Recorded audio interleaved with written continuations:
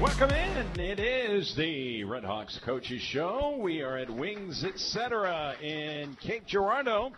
And we invite you to stop by and join us if you have not seen their brand new banquet room. Man, it is terrific. If you're going in the front door at Wings, you certainly know where they're located. Just hang a right and curve around the corner, and you will see the banquet room for Wings Etc. We've got a nice crowd here. And we're going to be talking Red Hawks football with SEMO football coach Tom Matukowicz. Cole Rubel, the former Seckman Jaguar, is in the house. And we'll talk to him coming up. Had a big 51-yard run in the win over North Alabama Saturday night. This is Wings Etc., where they've got their award-winning jumbo wings for dine-in, carry-out, or delivery.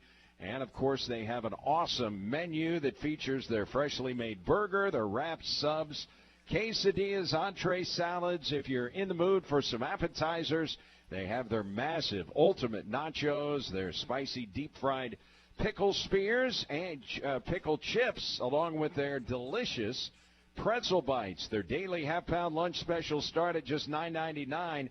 And we encourage you to download the Wings Etc. loyalty app. It gives you an opportunity to earn points with all of your orders and have your orders delivered right through the app. Just download the Wings Etc. loyalty app and start earning rewards today. Let's welcome in the Red Hawks head football coach, Tom Matukowicz. Man, this weather is terrific. Just like Saturday night, it feels like the same weather we had on Saturday. Yeah, it's gorgeous.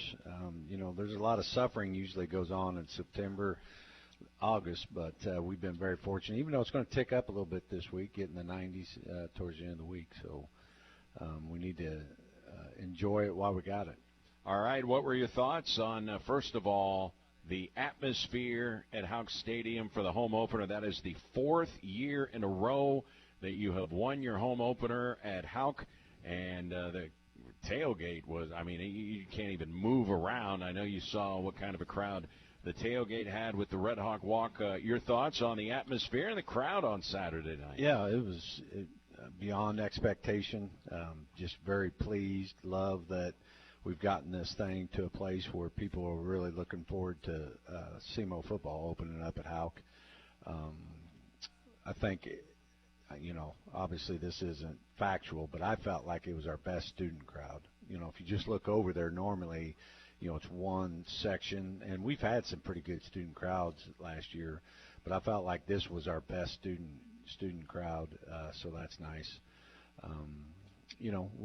The other piece of that is we talked to the team all week long about the standard that we need to play at home and make sure that we carry on that tradition. I really felt like the guys did that. One of our goals was to be the most excited to play. That team was coming off a loss. They're in their fourth year as a coaching staff, and I knew that they'd come in hot, ready to go. But I felt like our team was as excited or more so. And, it was a tough game, back and forth, lots of highs, lots of lows and all that stuff. But I felt like our team stayed together. We had good energy on the sideline and came out with a win. I guess the only bad news was you had at least 3 injuries that we know about with Anthony Westerveld. They had to bring the medical cart onto the field.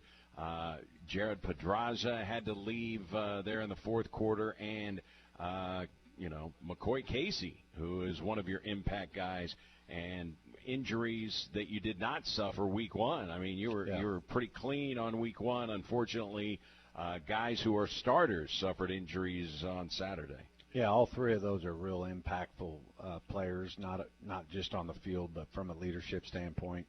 And so if they are out significant time, and that's going to really challenge us, but it does provide an opportunity for some guys. Feel like we have some depth, but it'll certainly be another challenge this week added on top to a big challenge. And so we just got to focus on doing what we can to prepare the next guy up.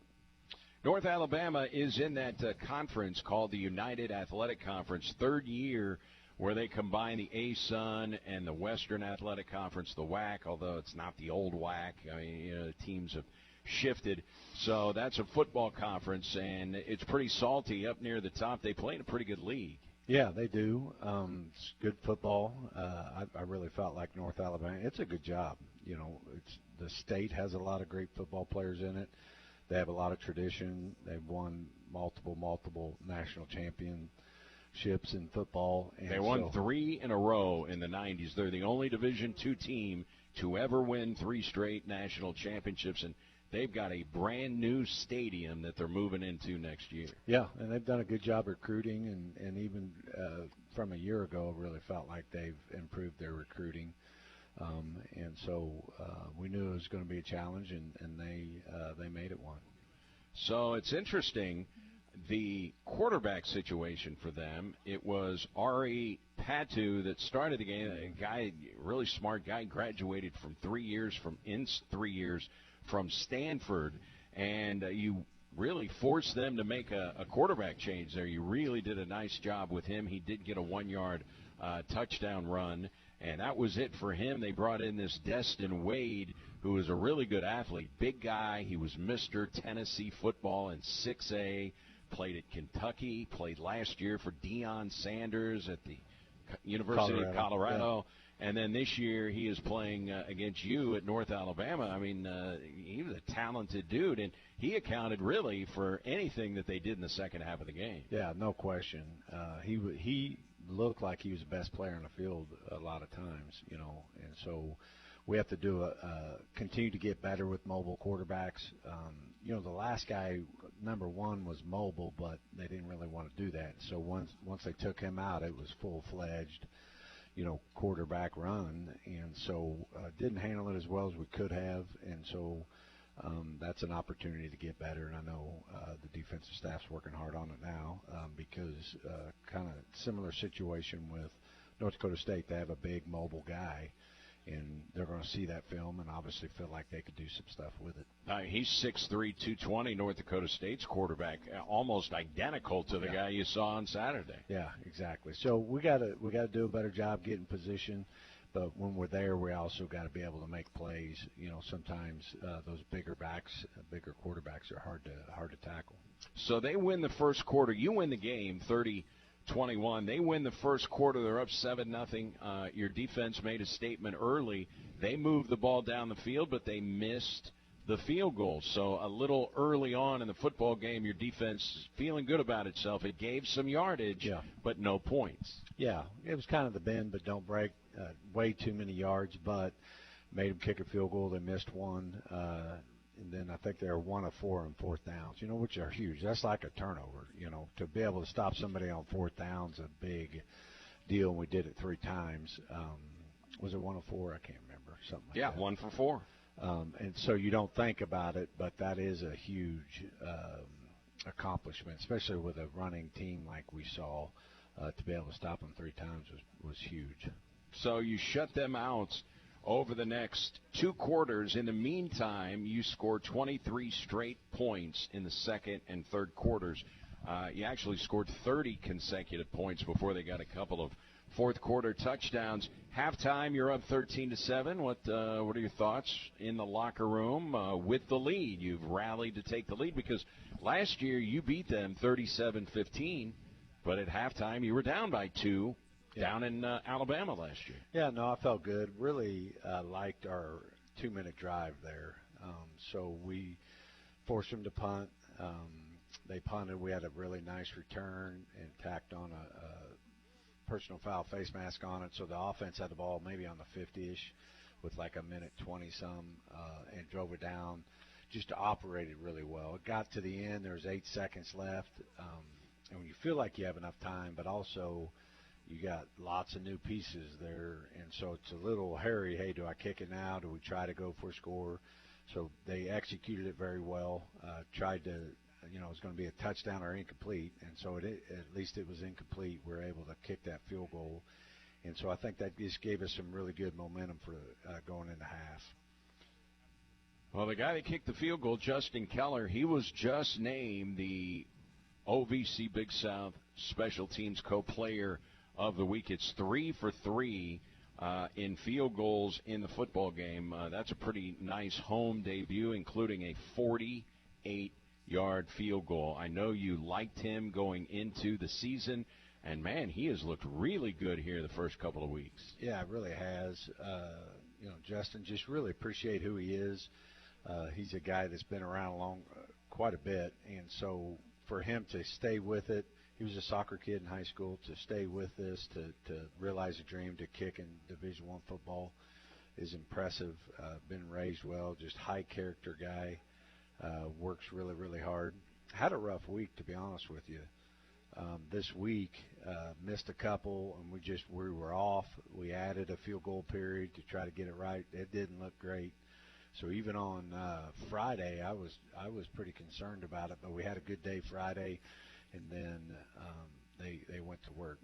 I think our special teams was the story. Like, we dominated them in special teams. We had several TFLs on kickoff. We had the opening second half kickoff return with Cole Rubel. They got it to the 50, and then we punted. I think we had 2 punts inside the 10. So when you go through all of that, really every single special team was good, and we need those.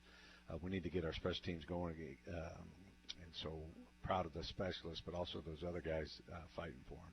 You ever had Ryan Kingston as your punter, the transfer from Eastern Michigan? You ever had a 6-foot, 6-inch punter? He averaged 45 yards per punt. You will take that every single game with a long of 55. And as you mentioned, he dropped 2 inside the 20-yard line. Yeah, had a really solid day. He's a weapon. He's a young still. This is his first year starting, and so I think he could still dial it in.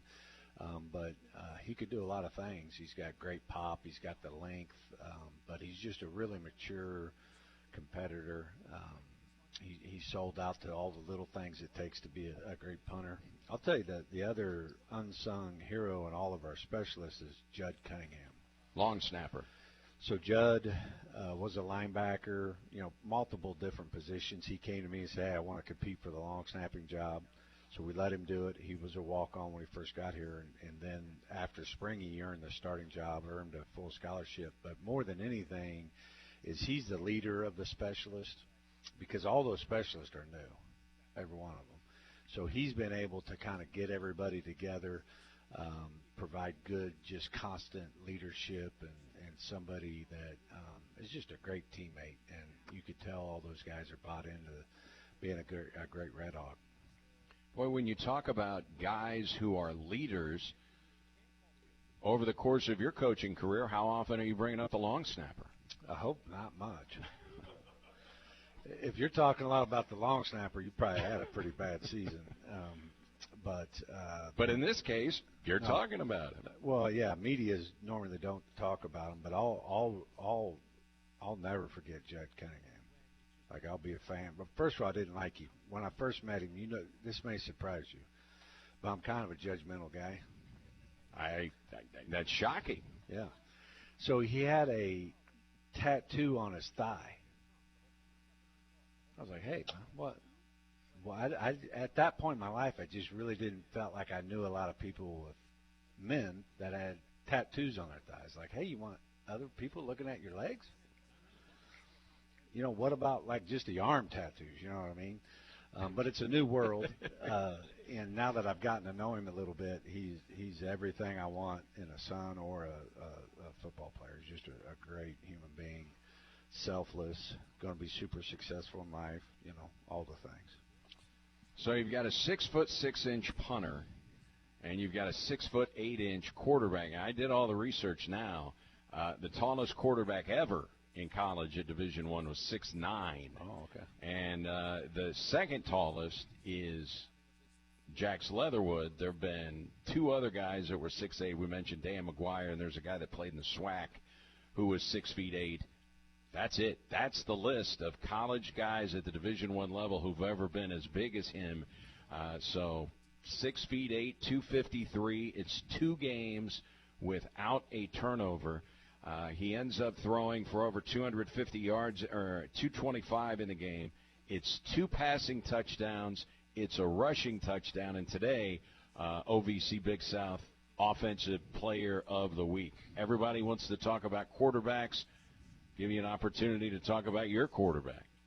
Yeah, I mean, I think I still feel the same as I've always felt. You know, big fan, love his makeup, love his skill sets, but I also know that there's still a lot of things that he's got to improve.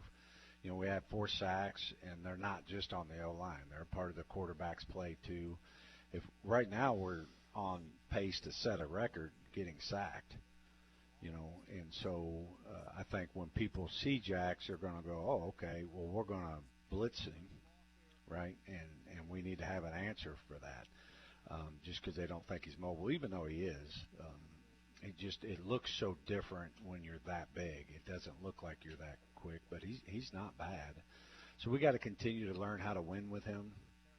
We got to learn how to, you know, put him in position to do what he does well. And the thing I'm most proud of on offense is we're still pretty balanced.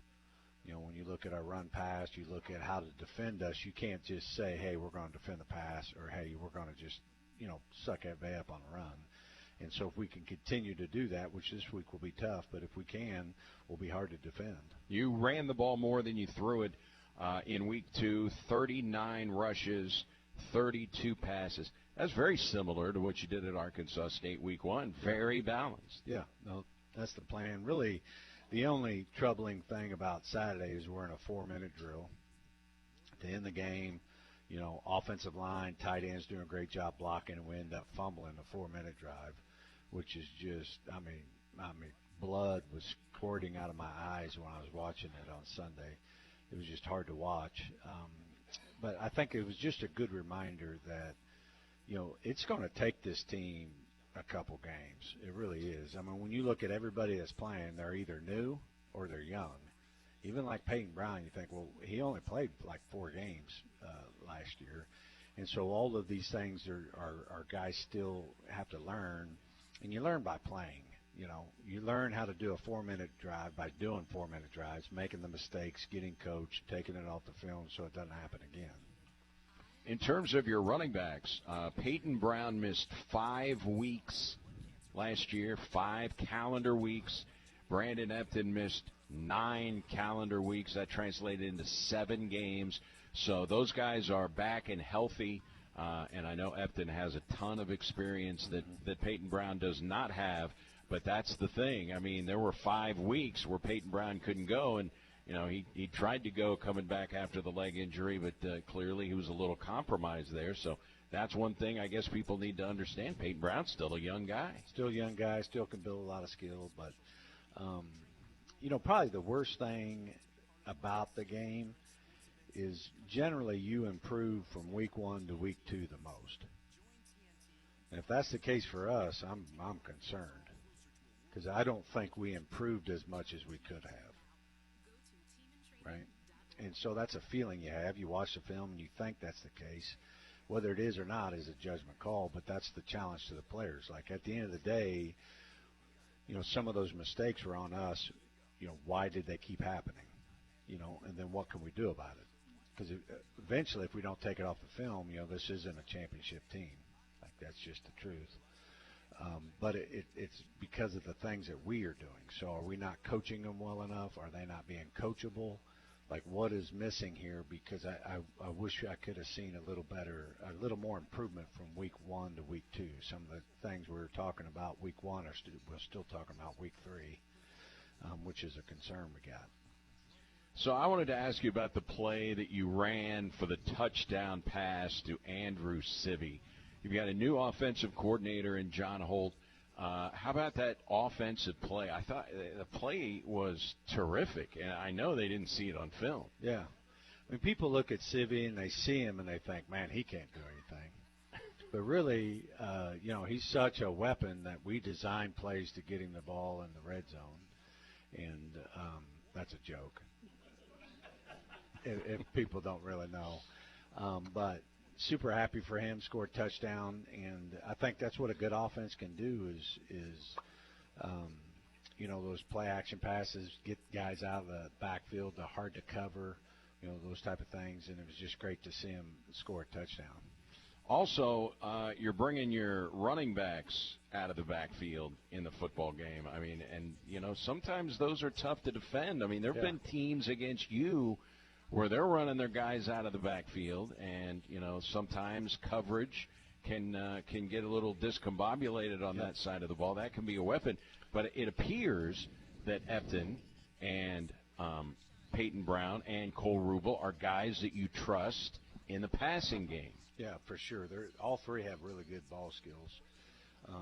And so I think that's what Jack's, that's kind of his best friend. He's going through his progression, when all that starts to break down and the pocket collapse, get the ball one of them.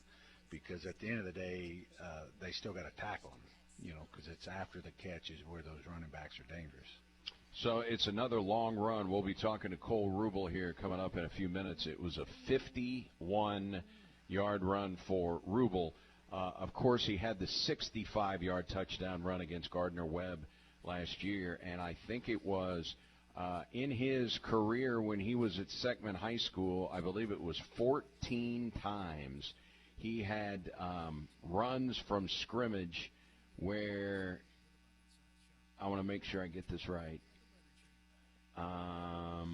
This is great radio. Ran for 20 touchdowns of 40 or more yards. 20 times when he was in high school, he ran for touchdowns of over 40 yards, and I just told you about 2 at the Division I level that he's had. This is nothing new for him. I mean, I think when you look at his size, maybe you think, okay, this guy may not have a gear. He clearly has a gear. Yeah, for sure. And his complexion doesn't help him. Everybody thinks he's white, so he can't run. But I tell you what makes him dangerous is when he's running, he can go sideways the same speed. Is that rare? So, yeah, pretty rare, so he doesn't slow down on his cuts. They're all real full-speed cuts, and that's what creates the big, long explosives. So when you're recruiting him, obviously you're seeing that ability at the high school level, and in your mind, hey, I think that's going to translate, right? Yeah, it was tough evaluating. They had a good team at Seckman, but they don't play a lot of great teams, and so you're trying to figure it out. He came to camp, all those type of things. But it was really everything. He was a state champion wrestler. His mother could be the director of football operations. She's a freaking 10. She introduced herself to me, I think it was last year. I'm broadcasting a Jackson game against Seckman, and she came up, introduced herself, and talked to me. And great people. Yeah. And then also, I think I even said this on the story, is what kind of teammate he is. The game I went to evaluate him, the whole student section sang him happy birthday. And I knew then that that's what kind of teammate is because, selfish pricks don't get happy birthday songs. And sometimes, when you're the man, that you get there just naturally. And so he's just a great teammate. Even he's got his 3 roommates here today. So either they just got out of the bar and just got here, or they're supporting their teammates. So either way, that kind of tells you what kind of teammate he is. All right. So we'll talk more about North Dakota State coming up in our final segment. But tell everybody about how this game came to be. I know they just played a game at Tennessee State. That was a 2-year contract. They had Tennessee State at their place last year. They returned the game. I think it's only the second time since 2012, I think, that they opened up with 2 road games. They went to they went to the Citadel and beat them 38-0, and then they they could have named the score against Tennessee State, a team that had a really good year last year. I don't know what they've got back. They lost Eddie George as their head coach, but it was 59-3. How did this game come about, and did they approach you? Is that something that you approached them? How did it work? Yeah, we scheduled Arkansas State, and Arkansas State doesn't pay as much as like a Mizzou pays, and so we were looking to schedule another game. They had reached out to Brady about scheduling the game. They're paying us, I don't know what it is, maybe $250. to play this game. So this is the reason the administration wants to play it is because it helps pay all the bills, which we need. When he brought it up to me, you think through the process, and nothing's ever 100-0. Right? There's pros and cons to everything. But ultimately, the reason I got on board with playing him is because this is really a life experience. I don't know how many games I've been in. It's been a bunch. And I will always remember playing the number one team in the nation at Fargo for their home opener. So were all these kids. And so the reason we're playing this game is because of the experience. Now, I think some of the benefits from this is we can learn. We can learn about ourselves. You learn a lot more about yourselves when you play really quality opponents because they're going to be good enough to expose our weaknesses. Our weaknesses are what they are. So the sooner we can find them, the sooner we can get to improving them, right? And so this is a challenge. The stat that's probably the most alarming is they're 38-1 at home against playoff teams. I'm not talking about their home record against any opponent. So if they're good enough to make the playoffs and they go to Fargo, there's been 38 teams that go and lose. There's only been one that's been able to beat them in the dome. And so you got to beat them, a good football team, but you also have to be able to overcome the environment. And so this will be a real challenge. It feels like a playoff game for us. And so this will be a great experience. And at the end of the day, our mindset and focus is really important. What kind of confidence do we have? And understanding we don't have to change who we are. We just need to be the best version of ourselves. I'm still going to be talking about playing hard, playing physical, don't turn the ball over, got to run the ball, got to stop the run. The same stuff I was talking about for the last 30 years is the same things I'm going to be talking about this year, because if you do those things, we will be in a fourth quarter game. And if we're not, then they're good enough that this ain't get away from us. All right, before we take a commercial break and bring Cole Rubel up here, I want to see if I can get you fired up a little bit. North Dakota State does not have the longest active winning streak in the country at FCS. They won their final 4 games, including the national championship game against Montana State, and they've won their first 2 games. That's a 6-game winning streak overall that they will have coming into that game. You know who's got the longest FCS winning streak in the country at 7 games, 1 more than North Dakota State? No. Tennessee Tech, Coach. Tennessee Tech has the longest winning streak in the nation, and they just steamrolled Chattanooga the other day. I mean, they scored 24 points in the first quarter in Cookeville. But I wanted to bring up Tennessee Tech because we found out last week, or 2 weeks ago, that you have circled, highlighted, and circled it again, the game with the Golden Eagles. Yeah, that's a good thing about our profession. We're fixing on finding out how it goes.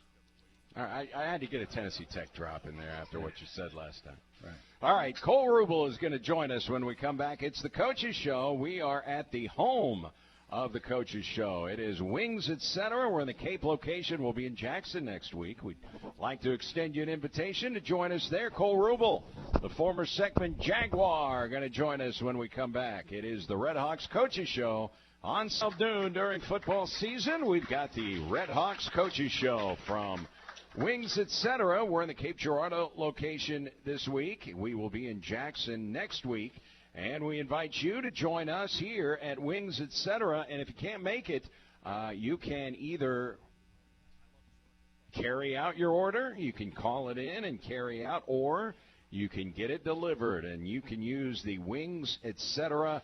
loyalty app. You earn points for every order, and we love earning points to get free things or discounts on your food and beverage. Just download the Wings, Etc. loyalty app and start earning today. You can get it delivered, and their menu is very, very wide and far-ranging. They've got over 70 items that are not their award-winning jumbo wings, including their burger lineup, their wraps, salads, quesadillas, entree salads, and much, much more. It's the home of the Red Hawks Coaches Show, Wings, Etc. Good food and great times. Let's welcome in Red Hawks running back Cole Rubel to the program. How are things for you, Cole? They're great. Thanks for having me. So I mentioned that I met your mom last year, and I couldn't remember if it was 2 years ago or last year, but it was last year. Jackson played at Seckman.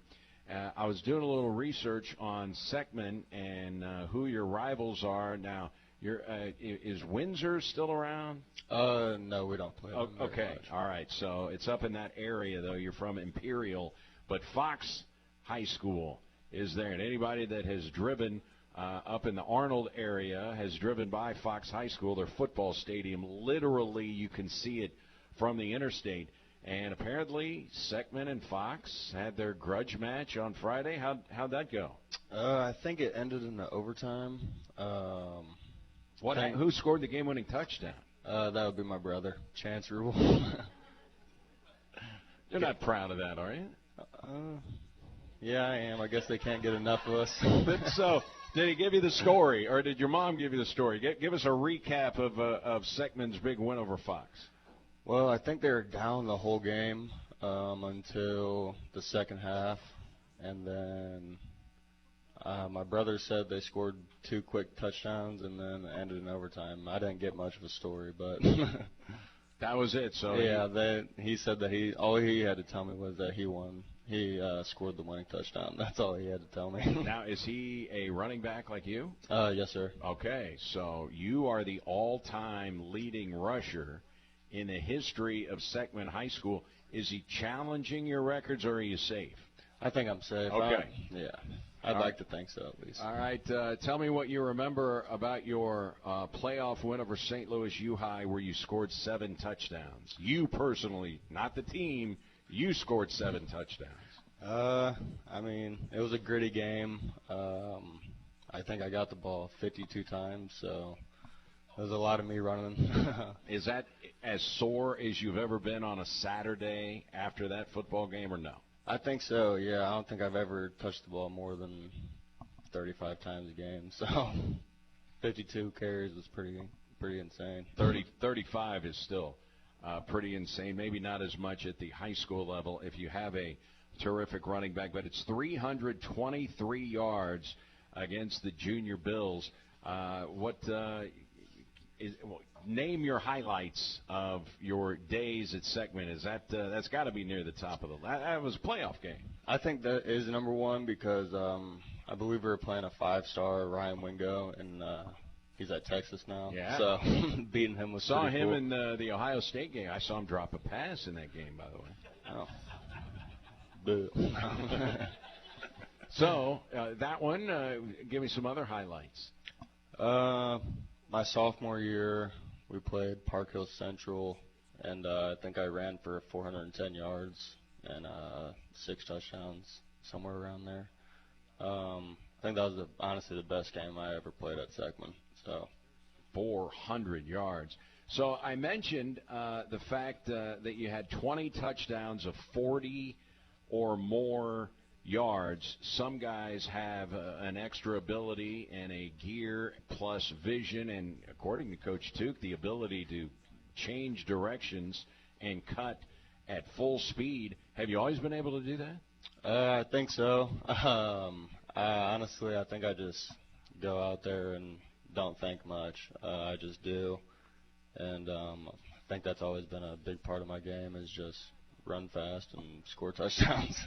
Now, when you say I try not to think, there are a lot of things you do have to think about in a Division I collegiate offense, and now you're learning a new offense. I'm sure there are probably similar principles in some things that you do, but how much of a jump up is it in terms of just film study and studying the playbook from Seckman High School to playing Division I FCS football? Yeah, Seckman, you didn't really have to study much. It's either run right or run left. But coming to SEMO, learning like an inside zone offense, you know, I've never really gotten a handoff before. The snap has always just came to me, a direct snap. But I'd say the film probably helped me the most because, honestly, in high school, I didn't watch much film. We had team film studies, but it was about for 10 minutes, and it was really just what our game plan was. Are we going to run the ball outside? Are we going to run the ball inside? So you're saying they lined you up at quarterback your whole career? Yeah. Oh. Yes, sir. So how often did you throw the ball? I think I averaged 4 throws a game. Not much, but when they needed me to throw the ball, I did. Anthony Westervelt was actually my wide receiver, so he'd get the ball 98% of the time. And he's a big guy, too. And I would think if you run an offense like that, play action, it could be devastating for a defense because they've got, I mean, if you're running the ball most of the time, they've got to respect any sort of play action at all, or just knowing, hey, I mean, the chances of him throwing the ball are very, very slim.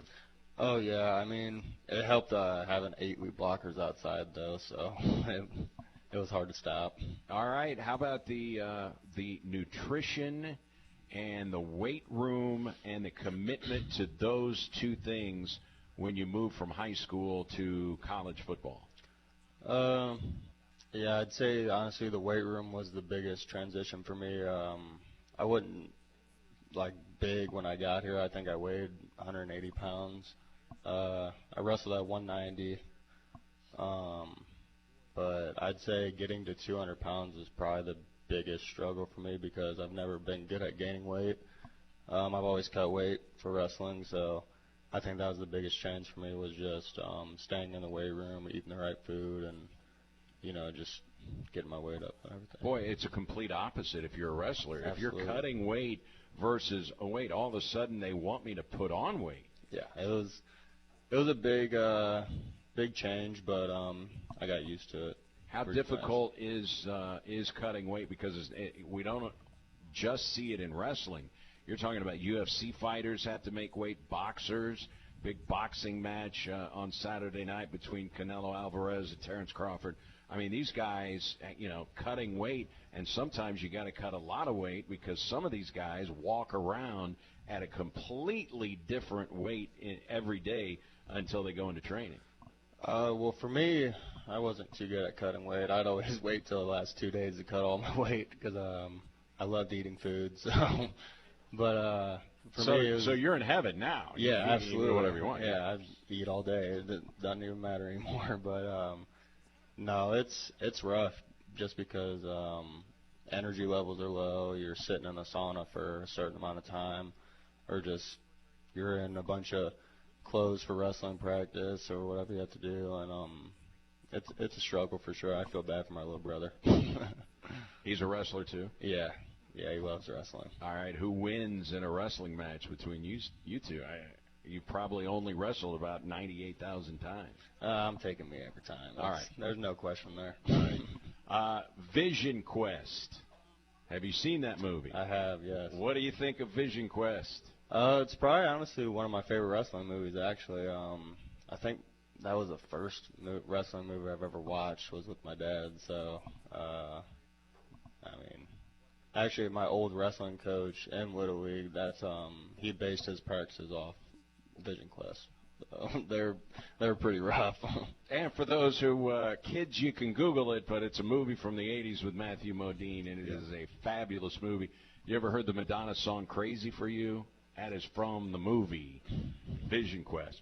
All right, it was another long run for you on Saturday, 51 yards. Now they caught you at the end. Did anybody give you a hard time about them tracking you down there at the end of that round? All the running backs, Coach Brister, they all gave me a hard time. But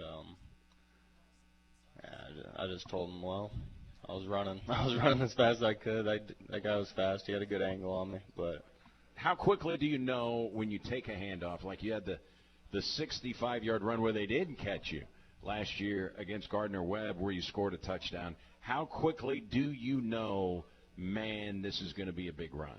I knew that as soon as I got the ball. The gap, you could fit a semi-truck into it. So I knew that right away. There was no question I wasn't going there. So how about the talent in this running back room? I mean, Brandon Efton, this guy that played at SMU.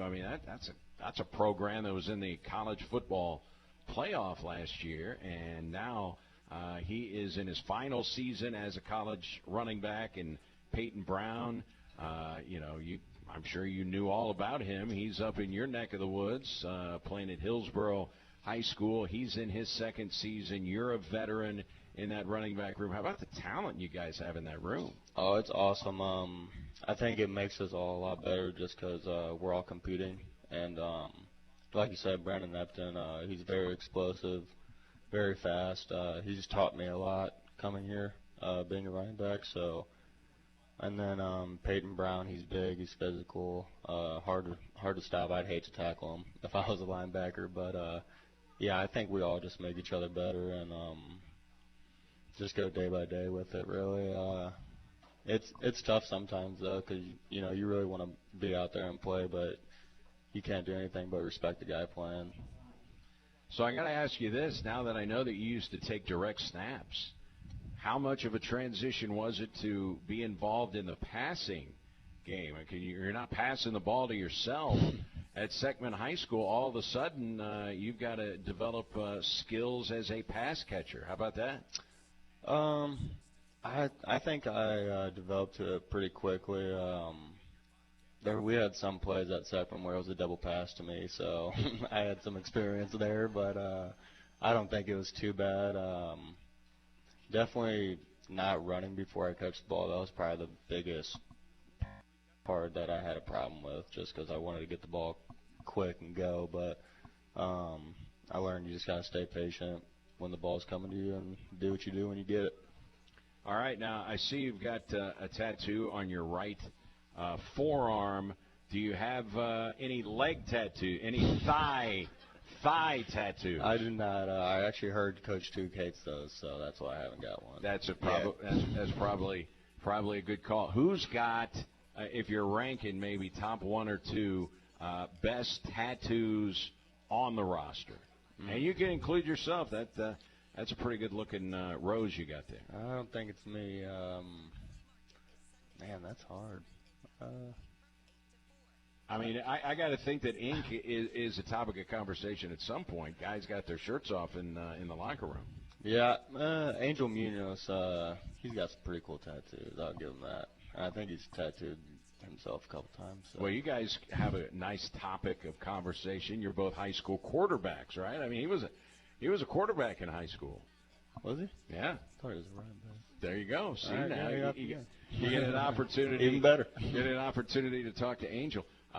So how about a 6'8" quarterback? The first time you saw Leatherwood and then saw him on the practice field, what were your thoughts? First thing I thought was, well, I'm 5'10", so he looks like a giant to me. I think I'm up to his belly button, honestly, but no, he's a great athlete, good quarterback, good leader. I mean, he's young, but I think he's doing just fine right now. I think he'll be all right. All right, North Dakota State, the reigning national champs. What are your thoughts on hopping on a plane here at Cape Regional Airport on Friday and flying out to Fargo to play the Bison? I'm excited. I think we're all excited. Coach Duke told us the other day, who else is playing the number one team in the country next week, or this week. Who's got it better than us? I think we have something to prove. We're new people on the roster, and I think that this could be a breakout game for us. New starters, new people can prove something. I think it's going to be a good one. So football coaches love wrestlers. They just do. What is it about being a wrestler that gives you a big advantage in football? And I got to think it starts with knowing all about leverage. I think that's it. And honestly, it's a big thing about just having a good mentality, never backing down, just being gritty. Wrestling's a hard sport. It's tough on everyone. So I think translating that to football makes it a lot easier, just with tough practices, tough games, tough situations. I think it helps in everything, really. So that scene in Vision Quest where he's doing the pegboard and he's climbing the peg, Do you have have you done the pegboard? Could you do the pegboard? That's unbelievable. The strength involved in doing a pegboard just seems to blow my mind. I've never tried it, but I'd like to give it a shot. I think I could get a couple up there. Bring me a pegboard is what Cole Rubel's saying. Who's Seckman got this week? I'm not sure, actually. All right, you need to text your brother and find out what's going on with the Jags. I will. All right, we will see you Friday at the airport as we get ready to head to North Dakota State. Continued health and success, and we appreciate your time. Thank you. Appreciate you. Thanks for having me. All right, that's Cole Rubel. Coach Tuke going to rejoin us. Let's talk about the team the Red Hawks are playing, the Big Bad Bison of North Dakota State. Coach Tuke rejoins us when we come back. We're at Wings, Etc. in Cape. It's the Red Hawks Coaches Show on SEMO. Does having a game on the TV make a sports bar? Wings, Etc. in Cape and Jackson beg to differ. They take their sports bar status seriously. Wings, Etc. is the host of the SEMO Coaches Show every Monday from noon to 1. You can watch SEMO away games at Wings, Etc. Plus, get lunch specials and daily specials like 69-cent wings on Monday, 59-cent shrimp on Wednesday, 69-cent boneless wings on Thursday. Plus, they've got free Wi-Fi and a full-service bar and craft beer. Wings, Etc. The definition of a sports bar. Attention business owners, this is your radio account manager that fortunately for you had an epiphany on how to share advertising info. Instead of cold calling hoping I won't catch you at a strange time where I'm told you're not in but I see you hiding under your desk, there's now a website you can browse on your own time. It shows what gets results, how radio works, who's listening and where. Check it out, because I do believe I just proved what works. To talk to an advertising professional that knows how to help you, visit SEMOadvertising.com. Hungry for the hottest takes in sports? Rich Eisen is serving up highlights, headlines, and a full plate of sports talk to keep you fueled through the day. Don't miss the Rich Eisen Show, weekdays 11 to 2 on SEMO ESPN.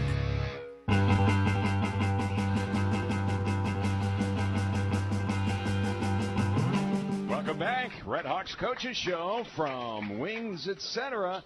And if you don't have that Wings, Etc. loyalty app, it'll take you just a couple of minutes to download it, set up the account for Wings, Etc., and you can start earning points on all of your Wings, Etc. food and beverage purchases, whether you're here or whether you'd like to get your food delivered. It is the Wings, Etc. loyalty app, and we're going to be at the Wings, Etc. Look, they've got 3 locations, Dexter, Cape Girardeau, and Jackson, and we'll be in the Jackson location next week.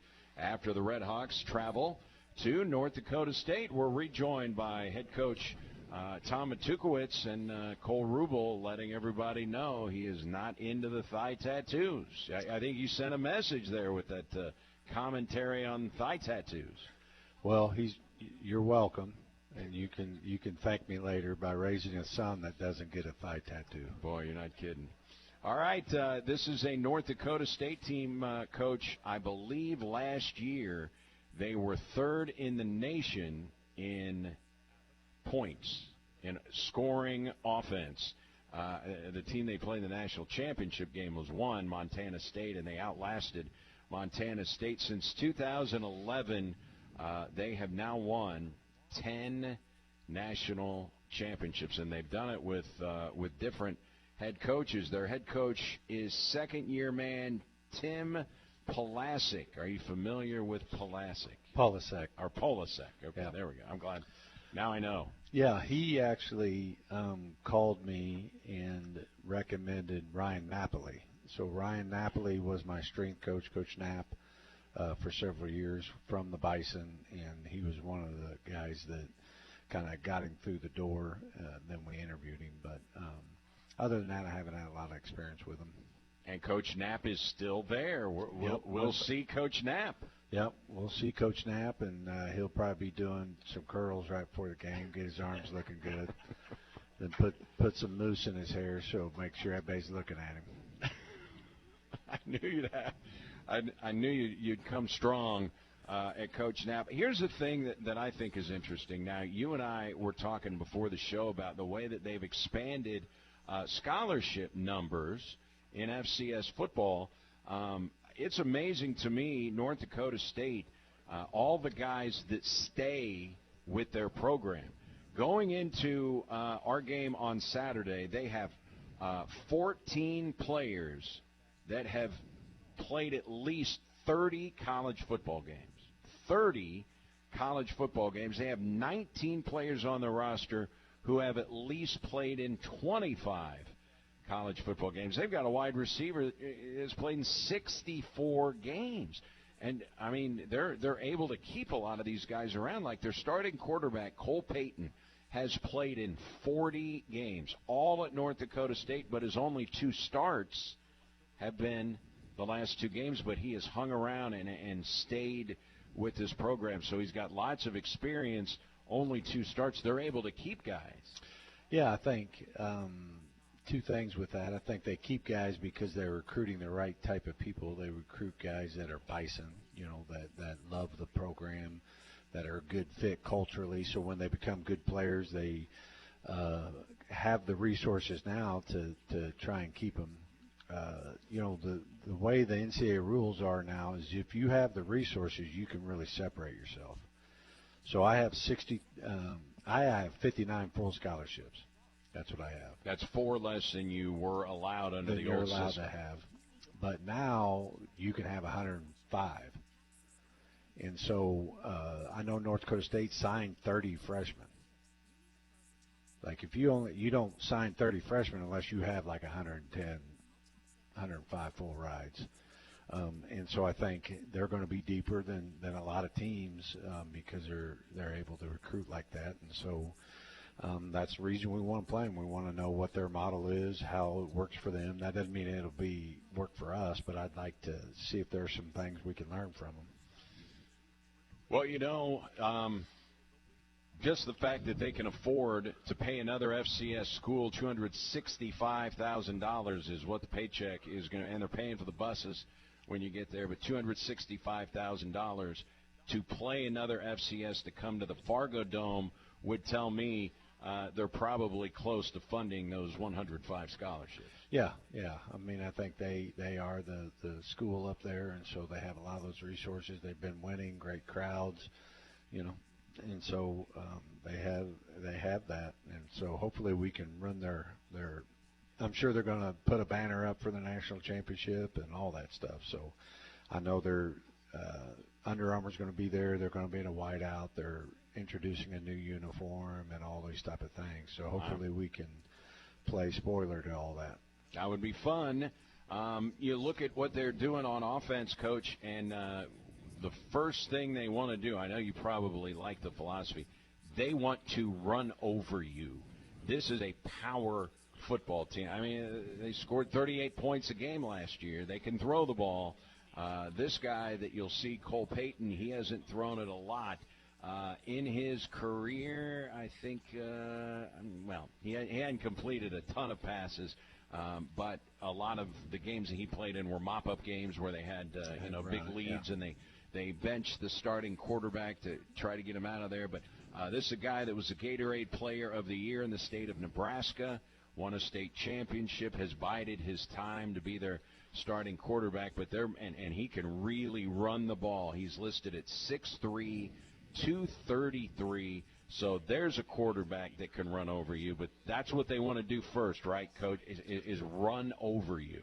Yeah, I think that's why they've been so consistent, because the one thing that running the football gives you is consistency. You're never really behind the chains, all these things. You're in good situations always to take shots and those type of things, and so they've only had 1 4th and 1 this year.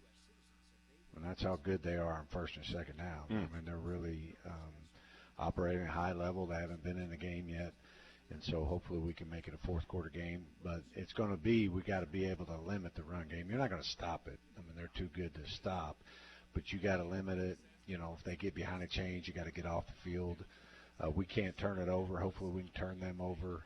Just those things that, keep it close and see if we can make some plays in the fourth quarter. How about their running back? It is Barika Penu. He's a fifth-year senior from West Fargo, North Dakota, and it's 36 career games. Last year it was 17 rushing touchdowns. And rushed for touchdown this year, but 17. He led the nation in rushing touchdowns, and that's the guy you're going to see. He's 5'10", 213. Yeah, he's a great back. I think what makes him dangerous is his vision. Obviously he has the size and athleticism and the speed, but most backs do, right? But his vision is pretty impressive. If all of a sudden you overplay and you try to do somebody else's job and all that, he'll see it and he'll make you pay. He's got great vision to see almost the whole field. And one of their top receivers, Bryce Lance, I think people remember Trey Lance, who led them to a national championship in football in 2019, was a number 3 pick in the NFL, went to San Francisco, Dallas. I think he's with the Chargers now. So his brother plays on the team, and there's another brother connection. Peyton Brown, your running back, his brother from Hillsborough High School is a freshman or maybe he's a sophomore True freshman quarterback. Okay, true freshman quarterback at North Dakota State. So Peyton Brown's got family in the house. I know. Yeah, it's interesting how all that works, and great parents. The Browns do a great job, and to have two sons playing in that game, I'm sure it's going to be a special moment for that family, and sure they'll get pictures and all those type of things. So there's lots to be excited about. And, it's even though you're flying, this is not a massive undertaking. It's a 2-hour flight, according to the research I did. I mean, it's just a 2-hour flight from Cape to Fargo. You fly right in there. Yep. It'll be up and down. I think it's a 3:30 kick, so really a pretty manageable, all the things. But I do think this will be our first road trip of the season. I think it's easy to get caught up in it, but this is a business trip. You know what I mean? And so we have a lot of new players, a lot of young players. So I think how we handle a road trip is still important. That I got to do a good job with this week, and we got to do a good job just having the right mindset of keeping the focus. We're going to go visit the Dome Friday night because I want them to get, they're going to want to take pictures and they're going to want to do all those things. I want it done Friday. So when they show up Saturday, the only thing they're thinking about is their job and getting their mindset ready to compete for each other. My partner, the late Jess Bolin, who coached for over 50 years, used to have a saying, you're going to respect what North Dakota State is and what they've done and all of those things. But he would always say, too much respect leads to fear. You can respect your opponent, but if you respect him too much, sometimes that can lead to fear. Yeah. Buy into that? Yeah, I think that's just human nature. I do think confidence is important. But confidence is funny, right? It's like, hey, a guy is way overweight, drops 10 pounds, he's out there in a Speedo. That's delusion. Right? And so it's a fine line, and what we need to believe in is our preparation. I think everybody believes we have enough talent. Now, let's prove it to ourselves that we can go be successful by having a great Tuesday practice. And, even when we're not in the facility, all the choices that we are making all align to give us the best opportunity to win on Saturday. I think that's the real confidence is in our preparation. What is going to be the biggest thing when you get on the field that you're going to have to, or things that you're going to have to accomplish to be competitive in a winnable football game in the fourth quarter on Saturday? I think we just need to play smarter. This team's good enough that they will capitalize on every mistake. I mean, if you have a penalty, they're going to capitalize it.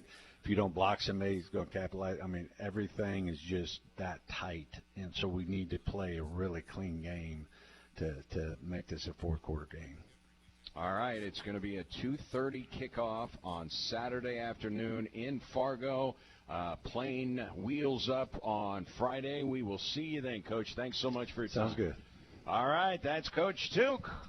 By the way, his 64th career victory against North Alabama on Saturday. 2:30 kickoff, and we will talk to you then. Thanks to Cole Rubel for his time, and I want to thank Tommy and Rachel and Dylan for all of their help here with River Radio. We'll get you back to regular programming here on ESPN. Hope you enjoy the rest of your Monday, everybody. We'll be in Jackson at Wings location, or at the Wings Etc. location next week. We'll talk to you then.